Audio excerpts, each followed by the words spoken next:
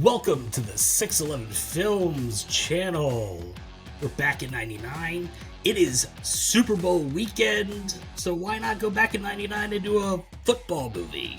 Let's just do Any Given Sunday. It's another one of those, there's so many movies that came out in 99 and you go, oh yeah, that's right, that one came out too. Oliver Stone. Yeah, I really enjoyed this football movie. A lot of big cast, yeah. big names. Oh, big, huge cast. And and this was at a time when I thought like Oliver Stone could do no wrong. Like I was a huge fan of obviously like Platoon in the 80s, but like in the 90s he started doing stuff like JFK and Natural Born Killers, where it was like very like fast edits and like different like film stocks and filters and just colors and just crazy stuff. And he did that with this one. So I doesn't disappoint in that style. It's just with that frantic editing at all. It can be a little bit much and distracting sometimes, but I still go like, dude, it was cool. And so I mean, of course, I was like a big fan. Like I loved his style of like 90s movies doing that, and then of course football. I'm like, how could you go wrong with this? So I really love like Natural Born Killers. I like JFK. Well, like Platoon, of course, one of the best war movies out there. I didn't know if he knew, the football scene, I guess, was kind of new to him, or was new. It just seemed like a weird subject after those types of movies to then just jump into the football. I mean, it worked. Yeah, I guess he no, it is such an odd, like, because he's doing Vietnam War. I mean, he did Nixon. He did and later on he did the World Trade Center. And it's just like, you're into a football one. But it's cool. Is like I don't know why he gravitated towards that subject matter, but when you watched it, you're like, yep, that's an Oliver Stone movie. Like it totally fits. Yeah, maybe there's some backstory I'll throw up on the screen if I find it during the editing, but you'll see it pretty soon.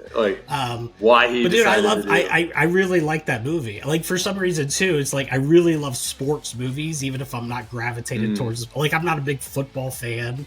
I'm not a big basketball. Like I love tennis. I played tennis, but I'm not a big fan of the actual watching of the sport. But I love movies about them. Because they're just they do have the fun and the crazy game winning. The last 30 minutes of the movie is always going to be the big game and all that stuff. And of course, and he did that. He well. did cool stuff with this too. Like where I'm not saying he was the first one to ever do this, but I mean there was a lot of shots of like on the field, like POV of like you're playing, like you're running and these guys are coming after you to tackle you. So it was almost like a roller coaster ride of like, oh man, you're like, it feels like you're in the game.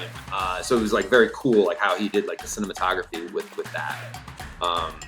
So it was an experience. I imagine that he just needed a break from political stuff just to be like, all right, let me just do something fun. Because he did U-Turn, I think the year before, or 2 years before, which was kind of not at all like a typical Oliver Stone kind of movie, but that was like Sean Penn and Jennifer Lopez. Crazy people. Small yeah, Jennifer Lopez. It was like a crazy small town, like in high. Yeah, I never saw it. I actually have not seen. I know of U-Turn. I've never. Oh, really? Never it's seen it, if you dig Oliver Stone, it's like it's not. I mean, it wasn't as good as Natural Born Killers, but it's kind of in the vein of like that, just craziness.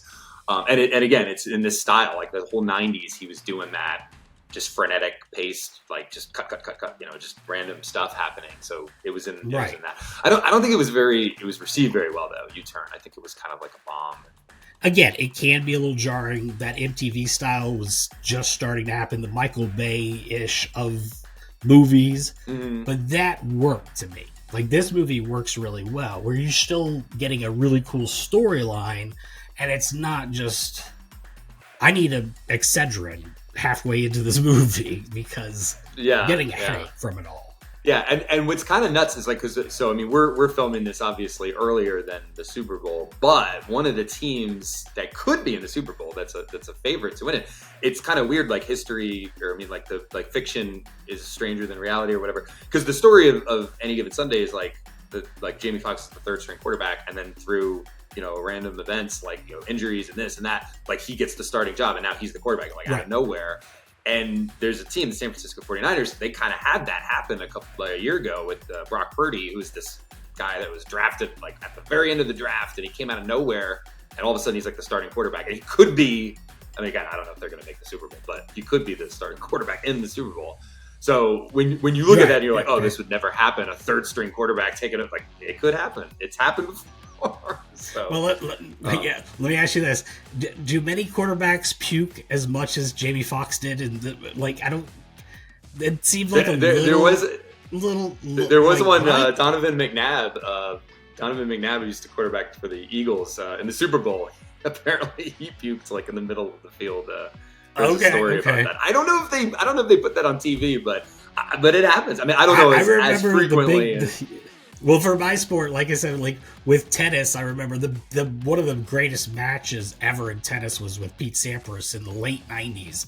Before I even got to college, Mason knew you and all that stuff, where it went like 5 sets, 4.5, 5 hours, and Pete Sampras was so dehydrated, like, between points, he would go off to the side and throw up.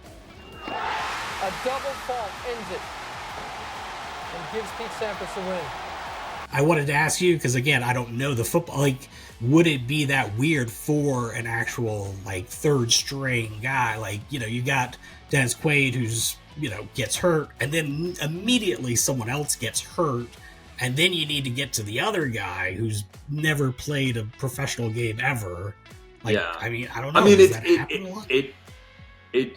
doesn't. I mean, it's not like frequent, but yes. I mean, there's so many injuries in football, especially like this year in 2023. Well, we're now in 2024, but there were so many quarterbacks going down, and these guys were coming out of nowhere. I mean, there's a guy for the Bengals who took over for Joe Burrow and had been in the league like 5 years, never played again. And he was just like chucking 300-yard games, and it was just like, where did this guy come from? So. Yeah. It happens, but in the movie was right on with the whole quarterback controversy. It's like when a guy gets hurt and then this other guy comes in and plays well, when the other guy is healthy, like the normal guy, like Dennis Quaid, when he got up, and there was this big like, oh, who are we going to play? I mean, that happens a lot, like not just with quarterback, but like any position where it's like, do you go with the guy that had the job or does he lose his job and now you go with the new guy? So as much as this was a Hollywood drama, this stuff does happen frequently in football and the sports world. So I mean, I'm sure a lot of the politics of the teams, and again, great shout out to like Cameron Diaz doing the weirdness of being John Malkovich, doing a really dramatic, like, that was a cool dynamic too, because she's like her father was the owner and didn't meddle with the team, and now she's come in and Al Pacino's like, hey, leave me alone, and then she's trying to make a name for herself and prove that she's not just like a figurehead and all this stuff. So yeah, they have a lot of interesting, plot lines and things going, character dynamics going on in this. And the music too. The big thing I was gonna say, like the music is like there's a different song, whether it's a rock or rap or hip hop or the score or something. It's like, I like the music budget. I'd love to have that just for a movie itself. Like how much they spent to license the music could have been maybe a budget we could use for a low budget indie movie, because they use so many songs. I think Oliver Stone's one of the better people that can make something so bombastic and fast paced, but it doesn't feel like, again, like you need an etc. Or it's just like, some of the football action might have been too fast or cut too quickly, but all in all, I think it was a lot of fun, and he did it pretty well. Oh, it was definitely like a fun ride, very entertaining. And it reminds me too, like, when you look at these movies that came from '99, and it was like you kind of forget, like, oh yeah, John, Scorsese had one, and Oliver Stone had one. Like all these big time directors had stuff that came out that year that were all kind of different than what we had known them for. Like it was just like, oh yeah, that was an interesting departure from what you're used to. Yeah. The wrap up of, I mean, hell, even last week with Existenz and it was a David Cronenberg movie, and I didn't even know it. Right. I was like, and I totally forgot that. I was like, oh yeah, he did that. I forgot that holy crap, so. One of those years. All right, guys, thanks so much for listening to this. Happy Super Bowl Sunday this weekend. Enjoy it, and we'll see you again on the next Back in 99.